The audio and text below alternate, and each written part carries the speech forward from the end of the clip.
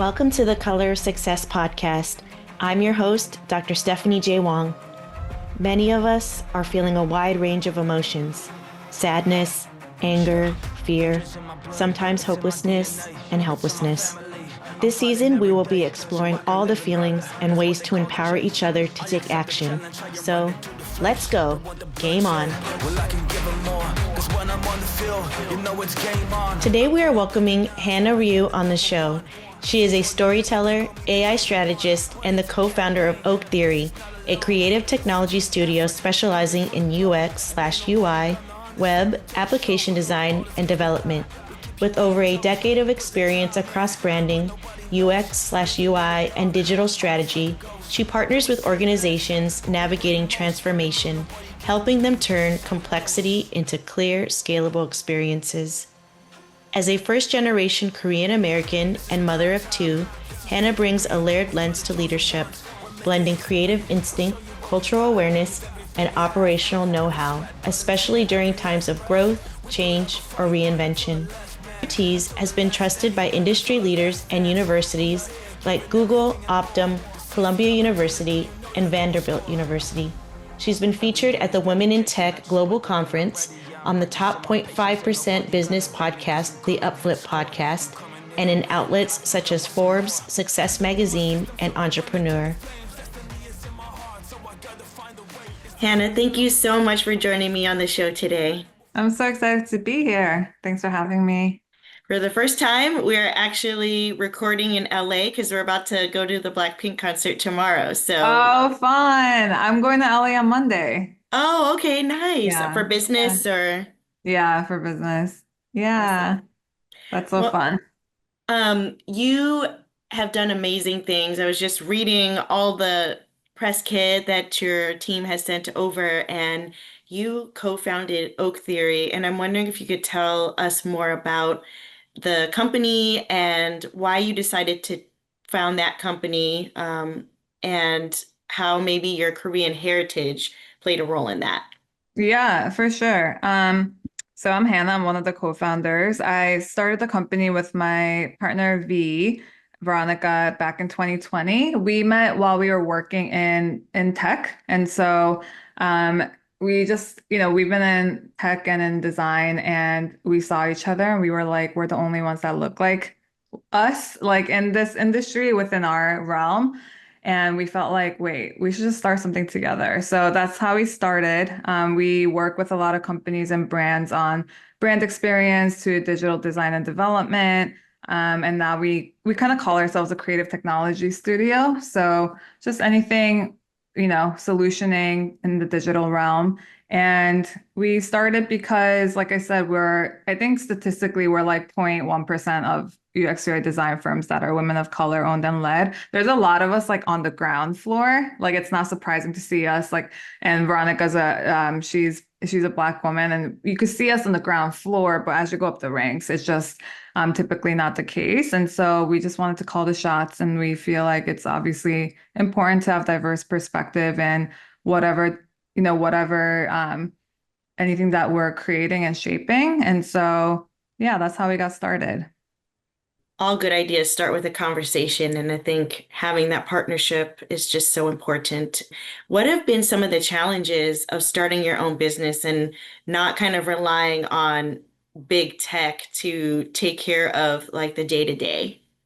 Yeah, so we bootstrapped our business, and there's so many challenges like within the last 5 years. I don't know, like something every week, but I think the biggest for me personally, like business is really like an art, to like a way to like understand myself the best that I can. And it's, like really like I think I believe in like having skin in the game to really like shift and change who I am as a person, and like facing my biggest shadows and facing my darkest, like, like narratives that I have. And I think for me personally, I've always found that I can only make real change when it feels like really risky. And so the business for us has been really a manifestation of that, of like being able to see, like we've just gone through a lot of challenges financially, like having a small team, big team, people management,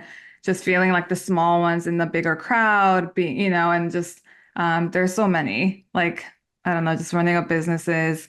I think if anyone else runs a business, you know that it's a very emotional roller coaster and it kind of gives you like a mirror back to like who you are. Tell me a little bit more about those narratives because I'm thinking that you're not the only one who kind of gets into their head or that mind-body connection happens.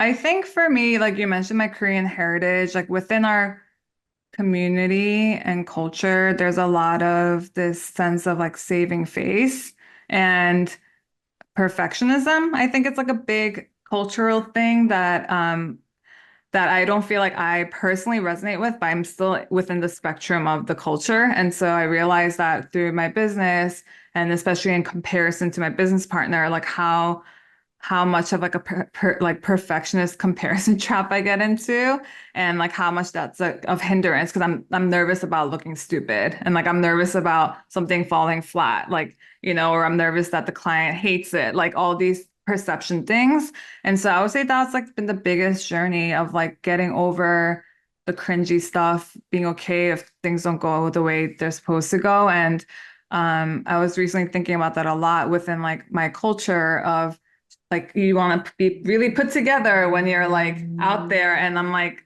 why like and it's a small community and there's a lot of like oh don't embarrass us and so I think I'm just working against that norm like that I was brought up in as much as rebellious I think I am I still feel that pressure so yeah. Well, it's still ingrained in you. I mean, it's really hard to change a narrative that has been instilled in you your entire life, essentially. Yeah, it's interesting though because I never felt like it was ingrained in me like in my family like or my Hmm. parents per se, but I because like I would always get really annoyed when like we the same stereotypical trope about like Asian parents and they're like tiger parents like I didn't grow up in that type of like household, but I was recently thinking about how the wider community like there is a chokehold of this kind of like the smaller wider community and that culture is very, very much like it's very present.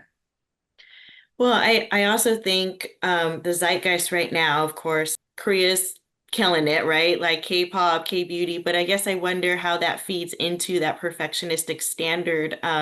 Even celebrity news, it's like, oh my God, they had a drink outside or they had a cigarette. Not to say I'm advocating for that. That's a reputation issue versus that is a Yeah. lifestyle choice, I guess. Yeah, yeah. I think like within like I was talking about the other day, like yeah, just the amount of like surveillance, like especially with celebrities, or you just see like the mental health, it's terrible. Like people are ending their lives because of like cyberbullying, like just this Mhm. small community, like everyone's keeping tab on each other, like you have to be like fit into a certain like mold, like it kills people because it's like we're meant to be super individual and we're all very like different and to be like put into this like perfectionist track like I think it's a doom like it's not gonna end well so yeah I feel like we're fighting against that in general like in the culture. So, how have you been able to actively work on combating that narrative? Because I think while it won't ever necessarily go away, are there ways that you've found helpful to deal with it? I think it's hard. I think the way I've done it is just by practice doing it. And so like starting the business, like being okay, like, having things fail or having things like just being more public. Like I started posting on TikTok recently, and it's literally just so that I could watch myself talk and be okay if it sounds stupid. Like it's literally the practice of, can I just say what I'm feeling and not try to rehearse it too much and be okay with that output? And what I've learned from TikToking, which is funny, is the more I see myself doing it, the less of a big or daunting thing it is. And so at the end of the day, it's like, well, it's like just in the internet sphere. It's no one cares anyway. And so I think that's the way that I've practiced it personally, just by doing it and just being okay with my own like cringiness. Yeah, I mean, I have a friend who takes an improv class just for the simple Yeah. fact of like, hey, if I could get up there and face a fear and not care what people think, that's part of the therapy of connecting with people as Yeah. well in that community. So Yeah. totally love that. So let's talk a little bit more about AI, not A1 people, AI. So you've integrated that into a lot of what you do in the tech studio. So could you talk a little bit more about how you use that intentionally and consciously when working with clients? Yeah.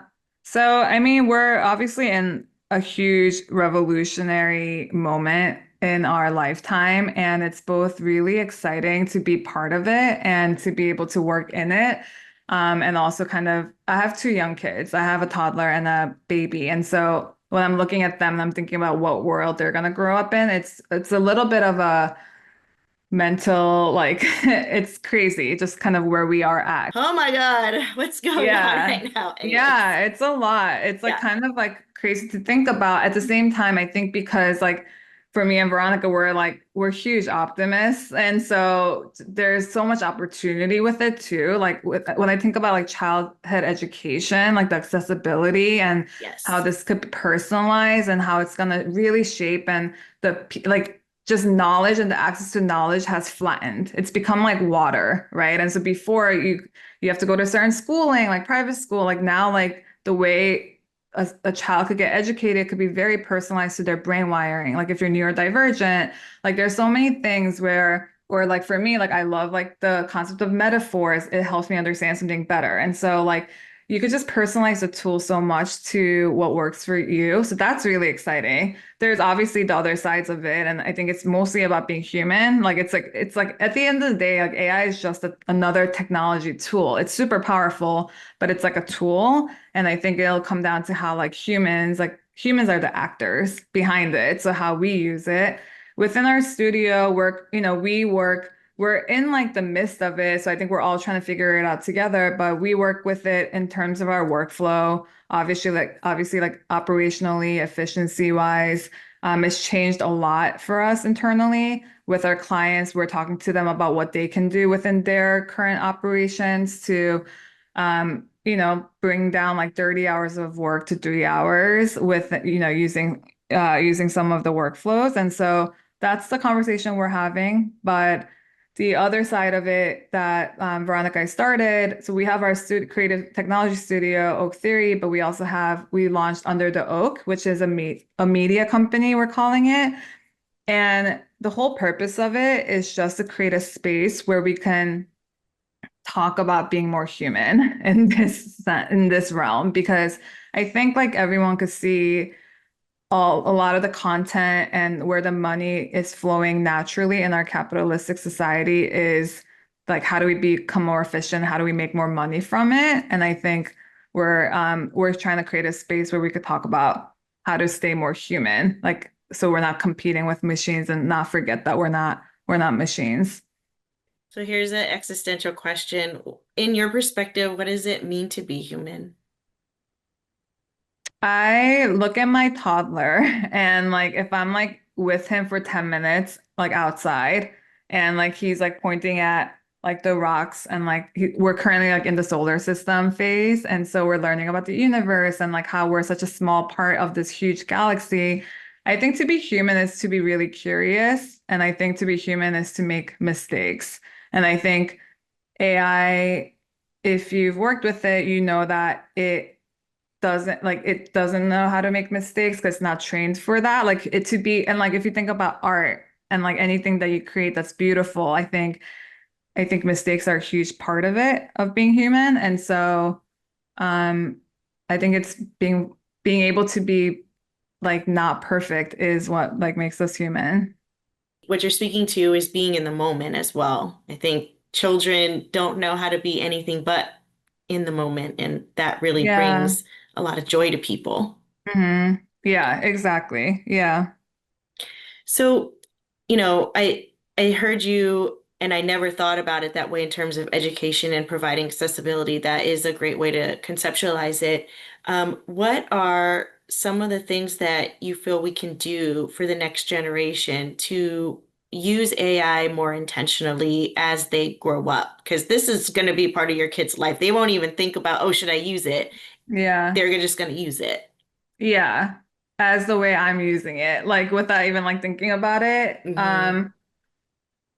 I think I think with I mean I'm in like early parenthood, so I'm learning a lot. Like you're further along in parenthood, but what I'm learning so far is that they mimic the behaviors that you do. Like there's not like and so I think it's like as like the adults with the tools, like learning how to create boundaries and again like we were talking my business partner, I was just talking about how we need to constantly remember that it's like a tool. Like it's not supposed to be your dictator. It's not supposed to be your director per se. And AI is, AI is like a layer in a lot of technologies. It's to help automate and to, cut down a lot of time. And like it's smarter than all of us collectively together, And so I think just keep remembering that it's a tool and treating it as such.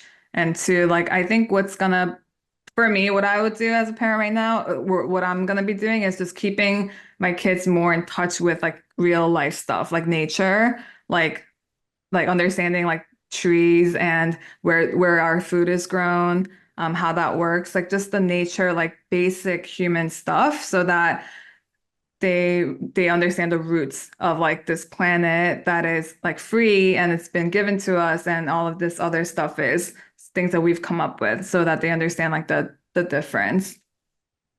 So, being both moms, I think, even though we're at different developmental periods, how do you harmonize your time spent as a parent and as a co-founder? Yeah. I mean, it's a lot, but I don't know how, because I know you have your own practice and, you podcast and I know you have a book.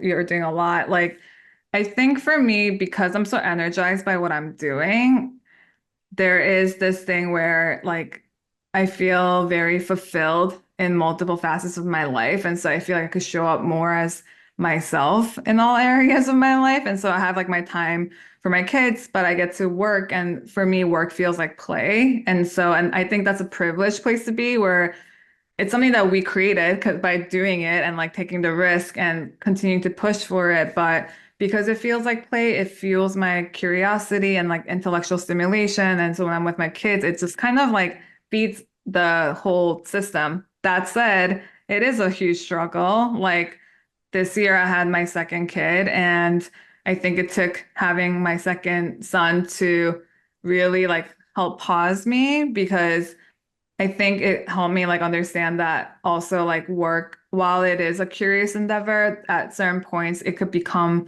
something that I put too much of my identity in. Like, Mm.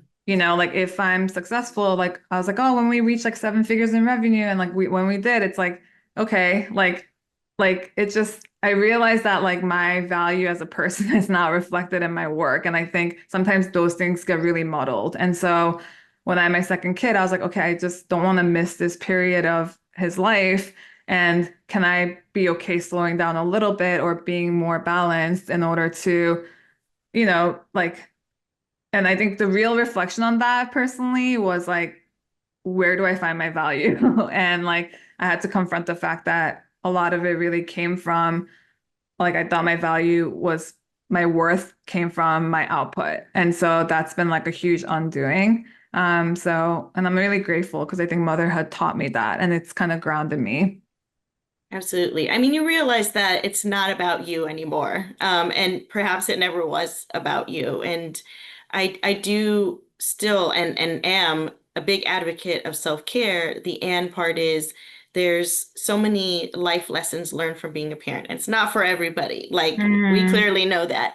Um, but it really does help you take a look at what values you're transmitting to another human being. And so when you did that deep mm. dive and you continue to do that deep dive of like, what is my value? How do you conceptualize your value now versus before? Yeah. What you said is like really true because I think the reality that I had to face was like if I'm gonna tell my son something, I have to really believe it for myself or I have to like actually live it and I can't just preach it. And so I think the value change was, and AI actually helped me a lot with this. Like I do a lot of like, I've been to a ton of therapy to begin with. So I kind of I have some basis in terms of in terms of therapeutic methods. And I use my AI for some like self-reflection to unpack kind of like where, how my thoughts are going. And I would say my value shifting to where my worth and my value, especially within like my culture and our culture of like so much output based or performance based, like just kind of going back to the fact that like when I look at my sons, I'm like, I love you because of who you just are, like not because of what you do or what you achieve. And kind of had to do that to myself, like myself. And once I really, it's been a journey because I didn't believe it for so long. Like, and I was like, no, there's a contingency. But then when I looked at my kids, I was like, well, I would never put that on them, and I don't want to. And so when I realized, like, oh my gosh, I love you just because of who you are and not anything because of what you produce or like whatever materialistic like, shit in this world, like that's Mhm. when I had to really confront my own like mental trap with it. So yeah. That's really profound. And you've given me a lot of self-reflection to think about. So you've been to therapy and you've used AI as a tool. How do you see that intersecting? Because I think been a lot of companies who have tried Hmm. to automate therapy. And for me, Hmm. and again, I'll put that out, I'm biased, obviously, but you really can't replace that human interaction that you get from people. I know we do virtual and things like that, but still, there's something about that human connection that can't really be within like a computer system, I guess. So, how do you Yeah. see those working together? Yeah, I think there are two parts to it. I think it's definitely like one, I think I'm also biased because I've been to therapy so much. Or I've seen a lot of therapists. And so I've had experience. And so I'm grateful for like all that I learned through therapy. And I think having that base is super important. Um, and I think it depends on the person. I think there are people, and I specifically think about like certain demographics, maybe like men, that may have a harder time even like approaching therapy. And Mhm. I think it's a great tool to not get dependent on it, but it's like a way to even realize that like a tool like an AI tool can help because AI is really good at help reflecting back your own thoughts if you like direct it well. And I think a lot of us don't really even know what we're thinking about or how we're feeling. And so I would say it's really powerful and like it's accessible for so many more people now where it's like in the palm of your hand and you don't have to go search, on Psychology Today and figure it out and just have like the hurdle. And I think there's the other part where I think sometimes like we could feel judged by someone, by a person, and an AI bot is not really judging you. They're not like they're just there and it's you and you. And so I think my hope is that it helps like people could be more introspective through it. And then like if there's levels where like, hey, this is, definitely out of the AI's pay grade, like you have to seek like real like professional help but I hope that it's more of a funnel like to actual like psychotherapy. Switching back to Oak Theory, can you tell us more about your approach to working with clients and what does that even look like if they reach out to you? Yeah, so like we do a lot of psychology in our work, and so we do a lot of, we always say we're functional reform. So we create digital experiences, for example, like applications, like websites, like branding work, and a lot of that's like at the end of the day, it's always going back to a human person who's using it, and so our whole approach is, and I think it's very common if you're in this world of like being human centric, so understanding your audience. And so we do a lot of deep layered questioning and like working against biases using user feedback research to understand like how people are reacting to and what makes them feel good. Do they feel heard through the experience, their digital experience? And we design and build around for that. And so yeah, we work on creating big, beautiful brands that make people feel, the emotions and make the brands feel more, make sure that the brand is authentic to who they are and not just pretty. And making sure that our work is accessible for a lot of people, that if it's really, it feels like the audience feels seen. And so that's a lot of the work that we do. That's super powerful. To feel seen is such a feeling that is hard to translate in from something technological. So could you Mm, tell me just a little bit more about how you kind of do more mhm. exploration about that piece? Yeah, no, that's a good question because it's actually that's why we started the company is because we've interacted with so many tools and sites or digital experiences where you clearly feel like someone designed for you, but without you. Like they designed for you. Like let's say you're an Asian American woman, like you're all over the poster, but you could clearly tell like the designer was not Asian. Like it was meant to like make you feel seen, but you're like, no, this is all performance. And so a big part of our work is to make sure that doesn't happen. And so, for example, we worked with a university in California with their global health program. And a big part of that experience when we did was global health as a brand has a very much like a Western savior, white savior perception. And that's the narrative. And so that goes all the way to down to in our world understanding like imagery. So like if you have a certain hand, a white hand here and a black hand here, and it's always, there's a hierarchy and structure and who's being helped versus who's actually helping. Like all of these imagery, they all get embedded into our brains as this is how the world is. And it's all intentional, like it's all made up. And so our job is to like challenge that status quo and say, like, why is that the case? Like when you look at the actual like programs, you're like, oh, it's the people in the village helping the people in the village, but it's not portrayed that way. And then we just kind of regurgitate the same narrative like as we grow up. And so, yeah, that's like an example of how we make sure that even down to the detail of the photography or how things are placed, how like words are written, that it challenges kind of like this norm of like who's higher, lower, and who's benefiting. It truly is. So before we wrap up, I'm just wondering, what what does the future look like for Oak Theory and the brands that you're working for?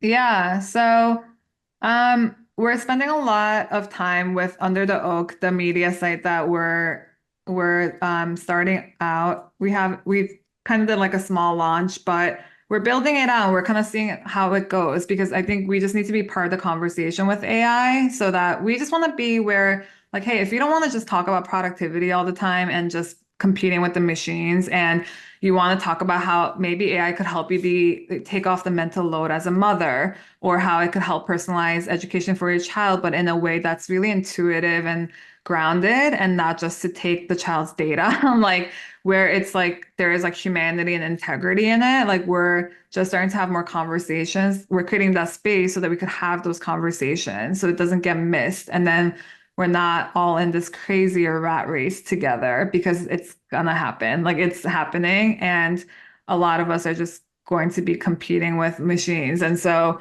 we're just trying to push this narrative of like creating space where, hey, like we're human, like we could still be human and it's okay. And let's not like treat each other like robots and data points and not fall into this tactic that just makes us more distant from each other. So that's what we're focused on. And then with Oak Theory, we're focused on continuing to do we work with a lot of mission-based organizations, and we just love working with organizations that are doing creative things, creating like, solving for big problems and being part of that change. So yeah, that's what we're working on in 2025. And it's gonna probably go crazier in 2026. But our goal is to just be more grounded in technology. We're in technology, but we want to stay intuitive and human in it.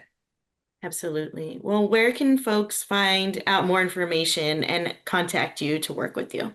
Yeah, we're on oaktheory.co and also undertheoak.co. Awesome. Well, thank you so much, Hannah, for spending your Friday with me. It was so wonderful to connect with you and hear about all your ideas. Yeah, you too. Thank you for having me. Thank you for listening.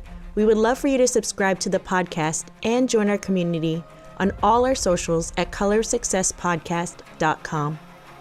Looking forward to you checking out my memoir, Cancel the Filter: Realities of a Psychologist, Podcaster, and Working Mother of Color on Amazon and wherever books are sold. I'd love to hear your Cancel the Filter moments. Well, I can give 'em more, 'cause when I'm on the field, you know it's game on.